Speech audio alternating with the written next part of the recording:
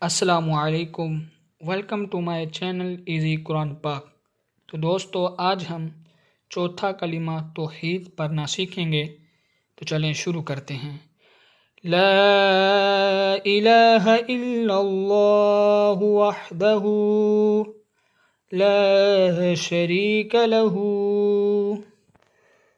لہ الملک ولہ الحمد یحیی وَيُمِيتُ وَهُوَ حَيٌّ لَا يَمُوتُ أَبَدًا أَبَدًا ذُو الْجَلَالِ وَالْإِكْرَامِ ذُو الْجَلَالِ وَالْإِكْرَامِ بِيَدِهِ الْخَيْرُ وَهُوَ عَلَى كُلِّ شَيْءٍ قَدِيرٌ ذو الجلال والإكرام بيده الخير وهو على كل شيء قدير۔